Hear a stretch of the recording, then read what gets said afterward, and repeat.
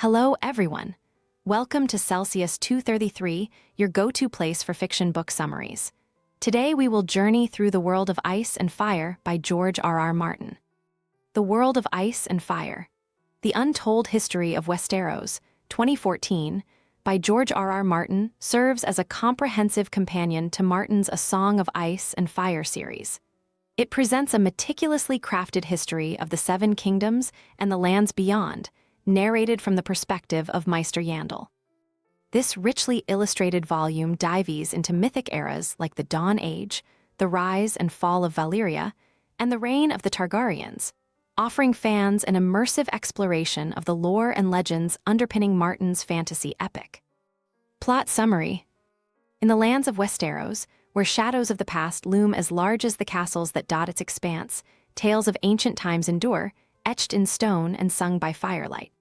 The chronicle begins in the Dawn Age, a time when Westeros was a wild and untamed land, peopled only by the children of the forest and towering giants.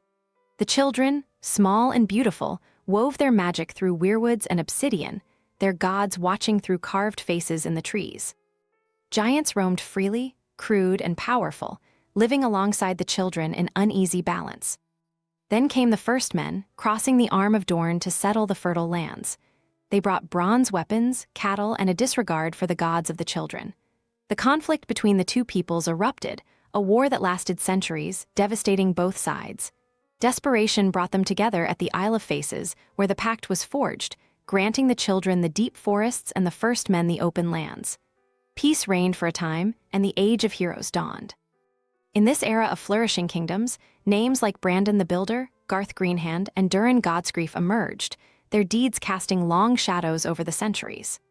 Brandon raised the wall in the north with the aid of the children, a frozen sentinel against threats unknown. Durin, defiant against the gods themselves, built Storm's End to protect his people from the wrath of the winds and waves. But even in this age of promise, darkness lingered. The long night fell upon the world, a winter so fierce and unending that entire generations lived and died in cold and darkness. From the land of always winter came the others, icy beings of death, riding monstrous ice spiders and resurrecting the dead to fight their wars. In the end, it was the courage of a last hero, with the aid of the children, that turned the tide. Together, they forged the Night's Watch and the Great Wall, a bulwark of ice against the terrors of the North. As the North grappled with survival, far across the narrow sea, the freehold of Valyria was rising. Nestled amidst the volcanic peaks of the 14 Flames, the Valyrians learned to tame dragons, creatures of fire and fury that bent only to their will.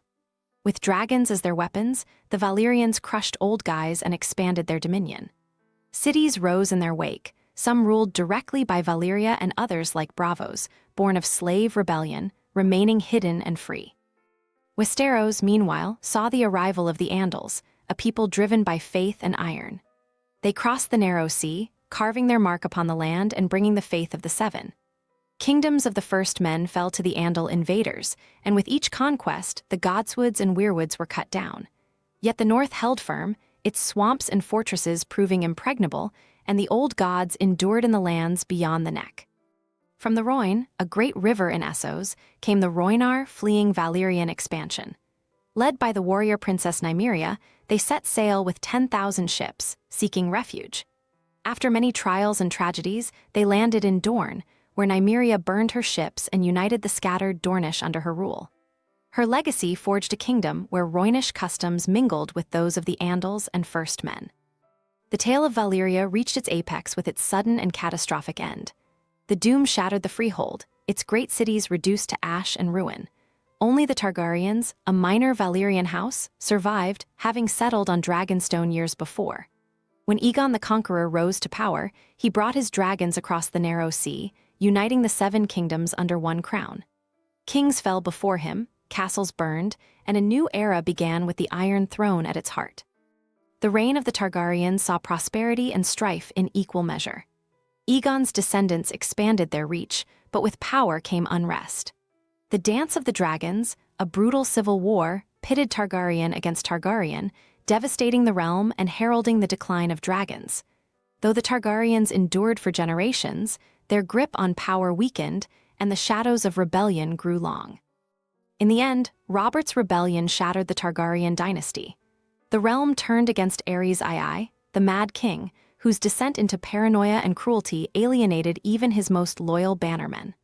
Robert Baratheon ascended the throne, but the scars of the rebellion lingered. The Targaryen heirs were scattered, and Westeros stood on the precipice of change, its histories as uncertain as its future. Far to the east, beyond the lands of the Seven Kingdoms, the free cities of Braavos, Volantes, and Pentos thrived, each with its own story of freedom, trade, and ambition. Beyond them lay the shadowed lands of Asshai and Yti, their mysteries largely untold. The histories of Westeros and Essos intertwined across the centuries, shaping a world both vast and fragile, where the echoes of the past still shape the lives of those who walked its lands. Thus, the tale of Westeros, with its heroes and villains, triumphs and tragedies, stands as a testament to the power of history. The cycles of conquest and rebellion, the struggle between magic and reason, and the eternal pull of power weave a tapestry as complex as it is enduring. That's all for now, but if you're loving a Song of Ice and Fire series, there's more waiting for you. Find the other books by George R.R. Martin in the description or on Celsius 233. Remember, while our summaries capture the essence, they can never replace the full experience of reading the book. If this summary intrigued you, consider diving into the complete story, buy the book, and immerse yourself in George R.R. Martin's original work. Bye-bye, take care, have fun.